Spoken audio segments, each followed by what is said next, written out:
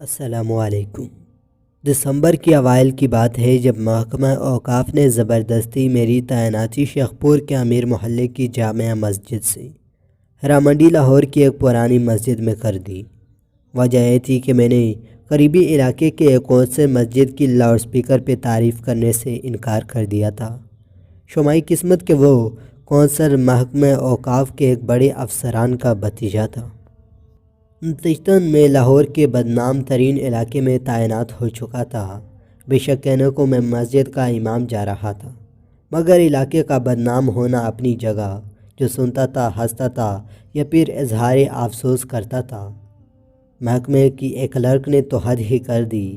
تنخواہ کا ایک معاملہ حل کرانے اس کے پاس گیا تو میری پوسٹنگ کا سن کر ایک آنکھ دبا کر بولا، قبلہ مولوی صاحب، آپ کی تو گویا 5ویں انگلیاں گھی میں اور سر کڑائی میں تو گویا زمین میں 6 فٹ نیچے ہی گڑ گیا۔ پھر اللہ بھلا کرے میری بیوی کا، جس نے مجھے تسلی دی اور سمجھایا کہ امامت ہی تو ہے، کسی بھی مسجد میں سے ہے، اور میرا کیا ہے، میں تو ویسے بھی گھر سے نکلنا پسند نہیں کرتی، پردے کا کوئی مسئلہ نہیں ہوگا، اور پھر ہمارے کون سے بچے ہیں کہ ان کے بگڑنے کا ڈر ہو۔ بیوی کی بات سن کر تھوڑا دل کو اطمینان محسوس ہوا اور میں نے سامان باندھنا شروع کیا۔ بچوں کا ذکر چڑھ ہی گیا تو میں بتاتا چلوں کہ شادی کے 22 سال گزرنے کے باوجود اللہ نے ہمیں اولاد جیسی نعمت سے محروم ہی رکھنا مناسب سمجھا تھا۔ خیر اب تو شکوہ شکایت بھی چھوڑ گئے تھے۔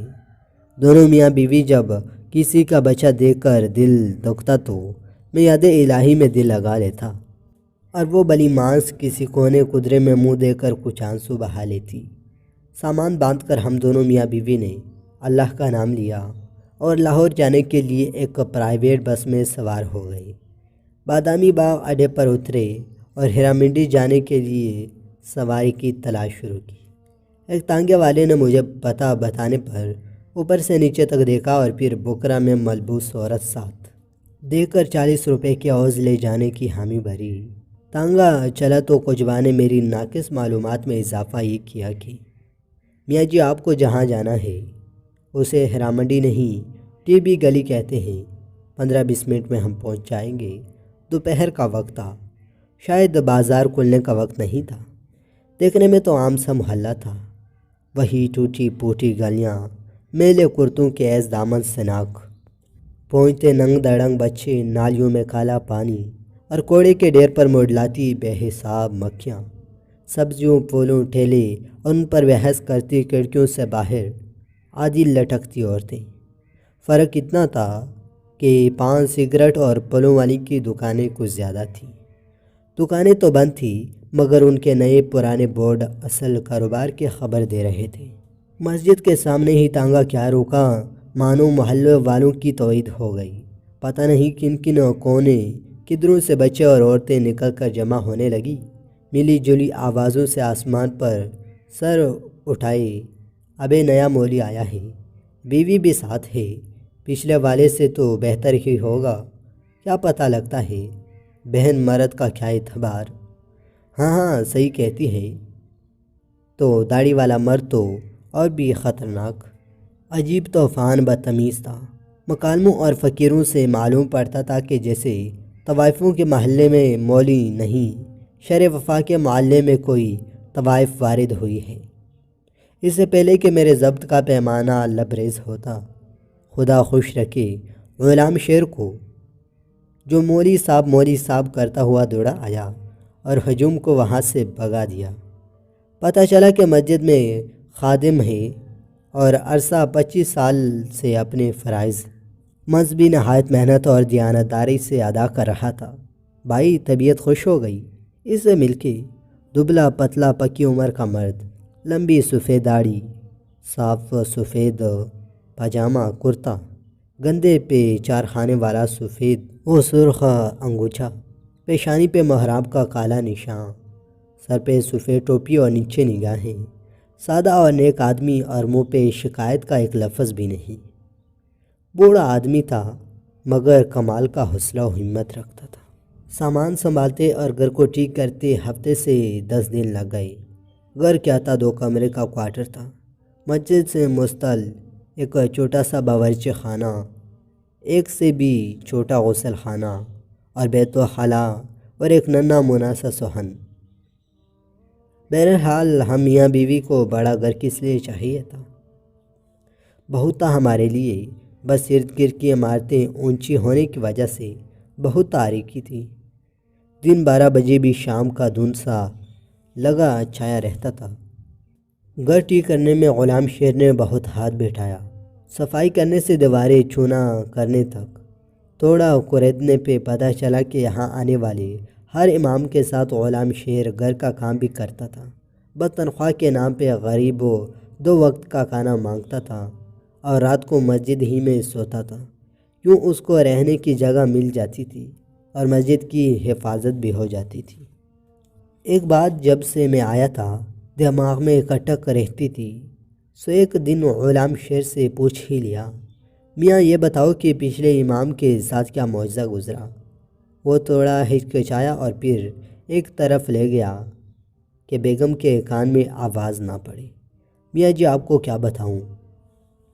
جوان آدمی تھے اور غیر شادی شدہ بھی، محلے میں بلا حسن کی کیا کمی ہے، بس دل آ گیا ایک لڑکی پہ۔ لڑکی کے دلال بلا کہاں جانے دیتے تھے۔ سونے کی چڑیا کو پہلے تو انہوں نے مولانا کو سمجھنے بجھانے کی کوشش کی، پھر ڈرایا دھمکایا، لیکن مولانا نہیں مانے۔ ایک رات لڑکی کو بھگا لے جانے کی کوشش کی، بادامی باغ اڈے پر ہی پکڑے گئے۔ ظالموں نے اتنا مارا پیٹا کہ مولانا جان سے گئے۔ غلام شیر نے نہایت افسوس کے ساتھ ساری کہانی سنائی۔ پولیس وغیرہ قاتل پکڑے نہیں گئے۔ میں نے گھبرا کر پوچھا۔ غلام شیر ہنسنے لگا، کمال کرتے ہیں آپ بھی میاں جی، پولیس بلا ان لوگوں کے چکروں میں کہاں پڑتی ہے، بس اپنا بیٹا وصول کیا اور غائب۔ اور ویسے بھی کوتوال صاحب خود اس لڑکی کے عاشقوں میں شامل تھے۔ لا حول ولا قوت الا باللہ، کہاں اس جہنم میں پھنس گئے۔ میں سب جان کر بہت سخت پریشان ہوا۔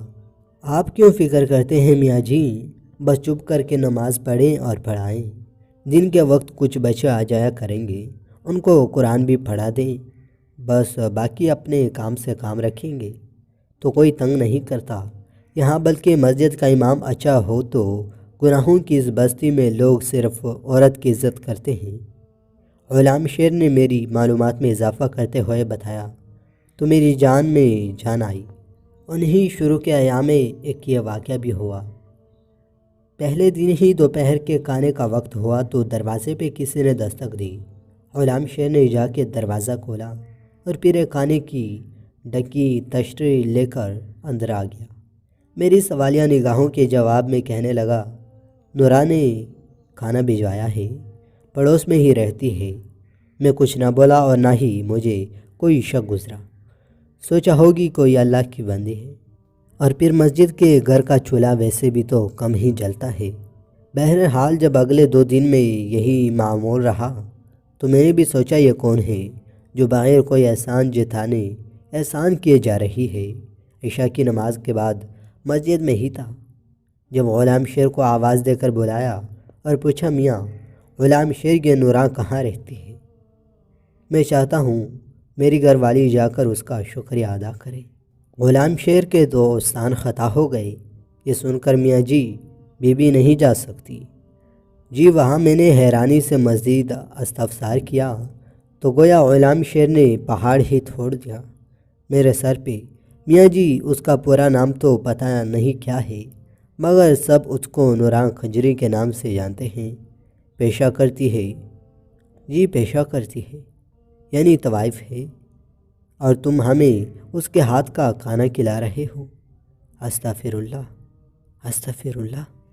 غلام شیر کچھ شرمسار ہوا میرا غصہ دیکھ کر۔ تھوڑی دیر بعد ہمت کر کے بولا، میاں جی یہاں تو سب ایسے ہی لوگ رہتے ہیں، ان کے ہاتھ کا کھانا نہیں کھائیں گے تو مستقبل میں چولہا جلانا پڑے گا، جو آپ کی تنخواہی میں ناممکن ہے۔ یہ سن کر میرا غصہ اور تیز ہو گیا۔ ہم شریف لوگ ہیں، غلام شیر بھوکے مر جائیں گے مگر طوائف کے گھر کا کھانا نہیں کھائیں گے۔ میرے تیور دیکھ کر غلام شیر کچھ نہ بولا۔ مگر اس دن کے بعد سے نورا کنجری کے گھر سے کھانا کبھی نہ آیا جس مسجد میں امام تھا۔ عجیب بات یہ بھی تھی کہ اس کا کوئی نام نہیں تھا، بس ٹی بی مسجد کے نام سے ہی مشہور تھا۔ ایک دن میں نے غلام سیر سے پوچھا کہ میاں نام کیا ہے اس مسجد کا؟ وہ ہنس کر بولا، میاں جی اللہ کے گھر کا نام ہی کیا رکھنا، پھر بھی کوئی نام تو ہوگا نا، سب مسجد کا ہوتا ہے۔ میں کچھ سیانہ ہو کے بولا، بس میاں جی بہت نام رکھے، جس فرقے کا مولی آتا پچھلے نام کو تبدیل کر دیتا تھا، آپ ہی کوئی اچھا سا نام رکھ دیں۔ وہ سر کھجاتا ہوا بولا۔ میں سوچ میں پڑ گیا، گناہوں کی اس بستی میں واحد مسجد کا نام کیا رکھا جائے؟ کیا نام رکھا جائے مسجد کا؟ ہم موتی مسجد ٹھیک رہے گا۔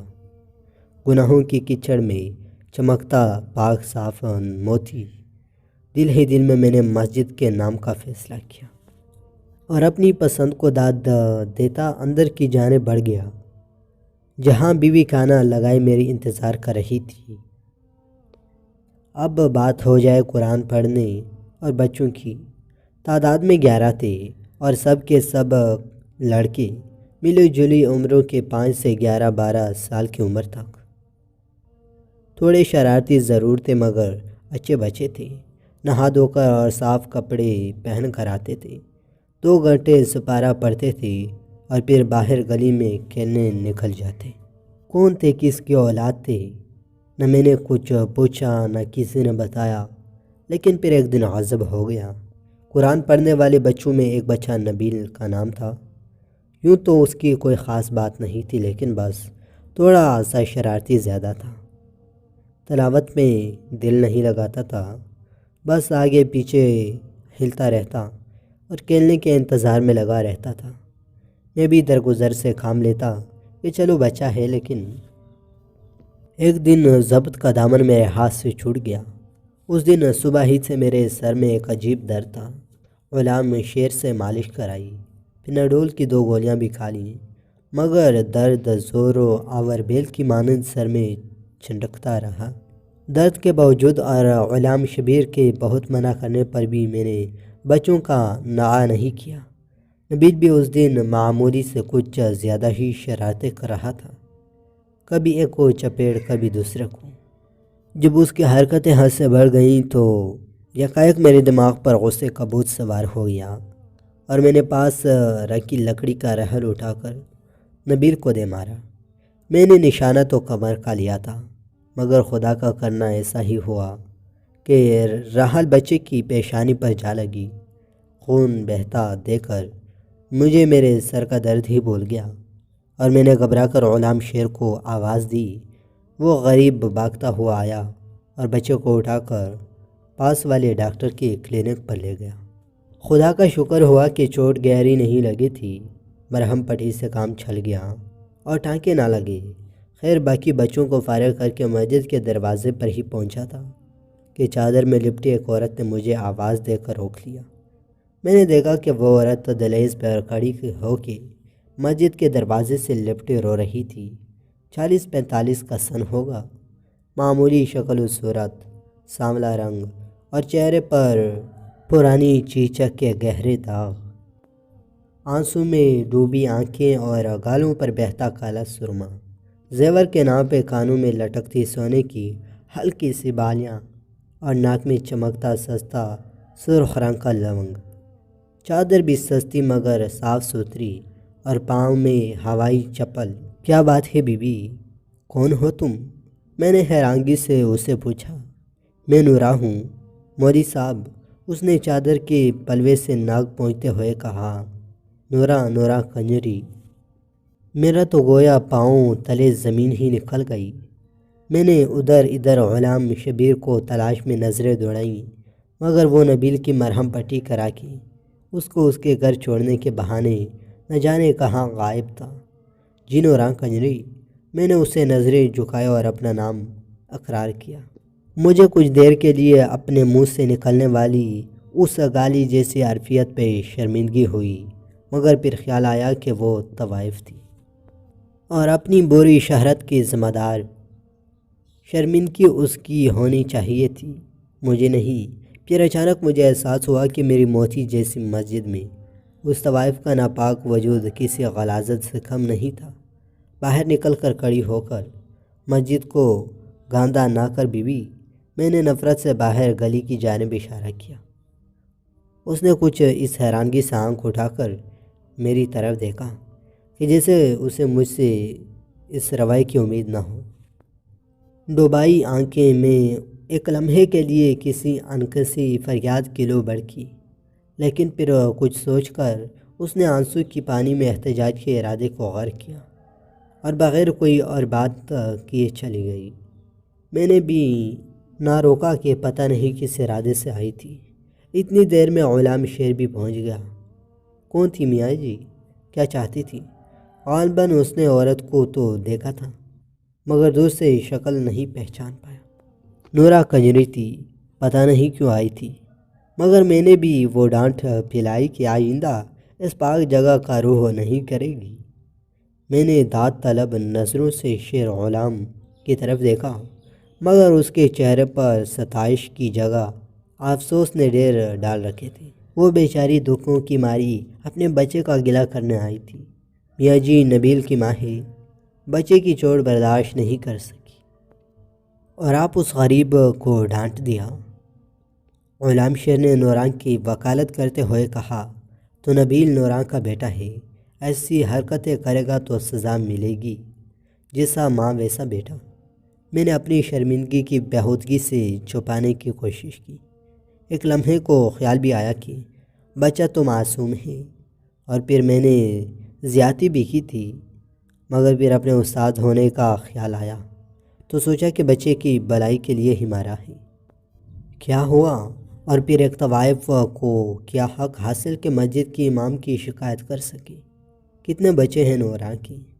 میں نے بات کا روح بدلنے کی کوشش کی کہ مسجد میں پڑھنے والے سب بچے نوراں کے ہیں۔ میاں جی اس کے علاوہ کوئی گود کا بچہ بھی ہے؟ بس اس محلے میں صرف نوراں اپنے بچوں کو مسجد بھیجتی ہے، باقی سب لوگوں کے بچے تو آوارہ پھرتے ہیں۔ غلام شیر کی آواز میں پھر نوراں کی وکالت گونج ہی رہی تھی۔